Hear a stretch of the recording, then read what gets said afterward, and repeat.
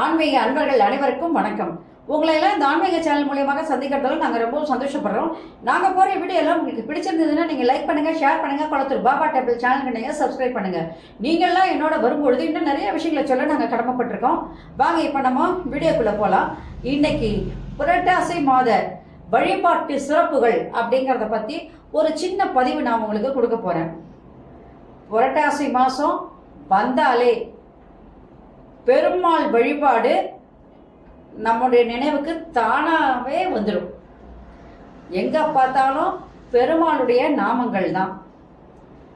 பக்தர்கள் எல்லாருமே கோவிந்தா கோவிந்தா என்ற நாமம் எல்லா வீடுகளிலும் எதிரொலிக்க பூஜை வழிபாடுகள் எல்லாம் அந்த பெருமாளுக்கு அந்த புரட்டாசி மாசம் முழுவதுமே ஜெகஜோதியாக வீடுகள்லையும் சரி, கோயில்கள்லையும் சரி, எல்லா இடங்களிலும் எங்க பார்த்தாலும் கோவிந்தா கோவிந்தா என்ற ஒரு நாமம் மட்டும்தான்.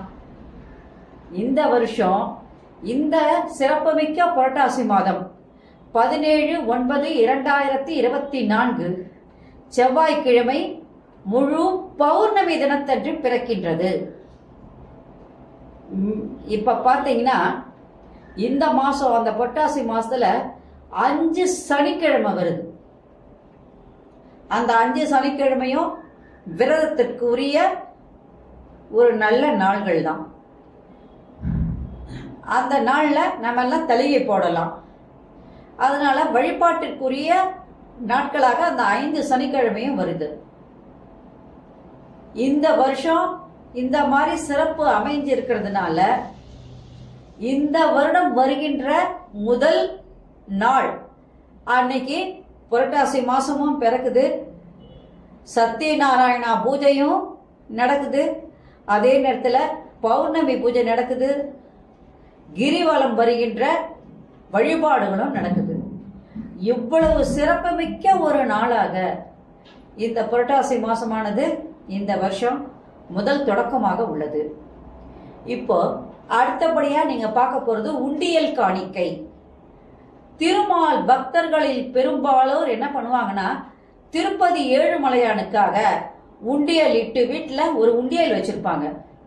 அந்த உண்டியல ஆண்டு முழுவதுமே தங்களால் முடிந்த காணிக்கைகளை அதுல செலுத்தி வருவார்கள். புரட்டாசி மாத சனிக்கிழமை நாட்களில் அந்த உண்டியல அது பித்தளையில இருக்கலாம், அல்லது அலுமினியத்தில் இருக்கும், இல்ல செம்புல இருக்கும், அல்லது வெள்ளியில இருக்கும். அதை நல்லா துளக்குவாங்க. நல்லா துளக்கிட்டு அதுக்கு திருமண் இடுவாங்க, நாமங்கள் போட்டு. அதுக்கப்புறமா அதுல சாமந்தி துளசி மாலைகளால் அழகாக அலங்கரித்து பக்கத்துல நெய் விளக்கேத்தி தேங்காய், பழப்பூ, வெற்றிலைப்பாக்கு இவற்றை எல்லாம் அதுக்கு படைச்சு ஏதாவது ஒரு நெய்வேத்தியம் அதுக்கு வைப்பாங்க. வாரந்தோறும் நைவேத்தியம், ஒரு பாயசமோ இல்ல ஒரு கல்கண்டு சாதமோ, ஒன்றும் முடியலன்னா ஒரு பால், தேங்காய், அதாவது ஏலக்காய் இதெல்லாம் போட்டு என்ன பண்ணுவாங்கன்னா ஒரு பாயசம் மாதிரி கிண்டி அதை கொண்டு வந்து வைப்பாங்க. இந்த மாதிரி ஒவ்வொரு சனிக்கிழமையும் அந்த உண்டியலுக்கு அவங்க பூஜை செய்வாங்க. அதே நேரத்தில் சனிக்கிழமையில கண்டிப்பாக காணிக்கைகளை அதில் எல்லாரும், அந்த வீட்டில் இருக்கிறவங்க எல்லாரும் ஏதோ ஒரு காணிக்கையை அதில் செலுத்துவாங்க. இந்த காணிக்கைகள்லாம் அவங்க என்ன பண்ணுவாங்கன்னா, புரட்டாசி மாசம் ஏதாவது ஒரு சனிக்கிழமை நாள்ல திருப்பதி ஏழுமலையானை தரிசித்து மஞ்சள் துணியில என்ன பண்ணுவாங்கன்னா இந்த காணிக்கைகள் எல்லாம் மொத்தமா கொட்டி அதை கெட்டி எடுத்துட்டு போய் திருப்பதி உண்டியில கொண்டு போய் செலுத்திடுவாங்க. சிலர் பாத்தீங்கன்னா என்ன பண்ணுவாங்கன்னா, அந்த காணிக்கை பணத்துல தங்களுடைய திருப்பதி பயணத்திற்கு செலவான செலவு எவ்வளவோ அந்த செலவெல்லாம் அந்த காணிக்கைகள்ல இருந்து எடுத்துப்பாங்க. மீதமுள்ள பொருட்களை என்ன பண்ணுவாங்கன்னா, மீதமுள்ள காணிக்கைகள் எல்லாம் இருக்கும் இல்லையா, அதெல்லாம் கொண்டு போய் அவங்க உண்டியல்ல செலுத்திடுவாங்க. செலுத்தி தன்னுடைய நேர்த்தி கடன்களை அங்கே செலுத்துவார்கள். இப்ப திருப்பதி குடைன்னு பாத்தீங்கன்னா, திருப்பதி குடை எடுத்து வருகின்ற பக்தர்கள் எல்லாம் என்ன பண்ணுவாங்கன்னா விரதம் இருப்பாங்க. விரதம் இருந்து கால்நடை பயணமாக கோவிந்தா ஹரி கோவிந்தா ஹரி கோவிந்தா கோவிந்தா என்ற முழக்கத்தோடு பக்தர்களின் ஆயிரக்கணக்கானோர் பாத யாத்திரையாக திருப்பதிக்கு சென்று கொண்டே இருப்பார்கள். அங்க போய் ஏழுமலையானை தரிசிச்சுட்டு அவங்களுடைய வேண்டுதல் என்னவோ அதை வச்சுட்டு வருவாங்க. அப்ப அவங்க உடுத்தி கொண்டு போற உடை எப்படி இருக்கும்னா, மஞ்சள் உடை உடுத்தி கழுத்தில் துளசி மாலை அணிந்து கால்நடை பயணமாக திருப்பதி குடை வரும் பொழுது வழி நெடுகிலும் பக்தர்களில் லட்சக்கணக்கானோர் திருமாலினுடைய பெரிய படங்களை வச்சிருப்பாங்க. அங்க வந்து எல்லாரும் என்ன பண்ணுவாங்க, பிரார்த்தனை செய்வார்கள். அன்றைய தினம் பாத்தீங்கன்னா ஊர் முழுவதுமே விழா கோலமாக இருக்கும். ஆடல் பாடல் பஜனைகள் அன்னதானங்கள் நீர்மோர் பானக்கம் சித்ரான்னங்கள் என்று பக்தர்களுக்கு தண்ணீர் பந்தல் அமைத்து உணவுகள் அன்னதானமாக வழங்கிக் கொண்டே இருப்பார்கள். இதுல முக்கியமா கால்நடை பயணம் செல்லும் பக்தர்களுக்கு கோயில்கள்ல பாத்தீங்கன்னா பெருமாள் கோயில்கள் ஒவ்வொரு கோயில்களையும் அவங்க தங்கி என்ன பண்ணுவாங்கன்னா தங்களுடைய பயணங்களை தொடர்ந்து போவாங்க. அவ்வாறு அவங்க அங்க வந்து சற்று இளைப்பாற செய்து அந்த மாதிரி கோயில்ல வரும்போது முதல்ல அவங்கள வந்து கௌரவிப்பாங்க. கௌரவிச்சு அவங்களை இளைப்பாற செய்து அவங்க பயண களைப்பெல்லாம் நீக்கி அவங்களுக்கு என்ன பண்ணுவாங்கன்னா சாப்பாடு வைப்பாங்க. எப்படின்னு கேட்டிங்கன்னா வடை பாயசத்தோடு அவங்களுக்கு வந்து அன்னதானம் விடுவார்கள்.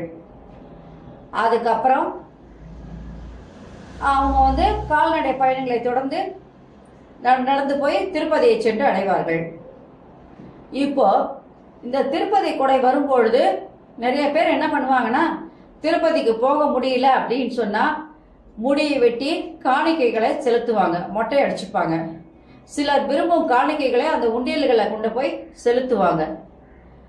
அதனால குடை வருவதே திருமால் நம்முடன் வருவதாக பக்தர்கள் நினைத்து அன்றைய தினம் விழா கோலம் பூண்டு எங்கும் கோவிந்தனின் நாமம் எதிரொலிக்க பக்தி பரவசமாக அந்த புரட்டாசி மாசமானது இறைவனுக்குரிய ஒரு சிறந்த வழிபாட்டு நாளாக அங்கே அமைகின்றது.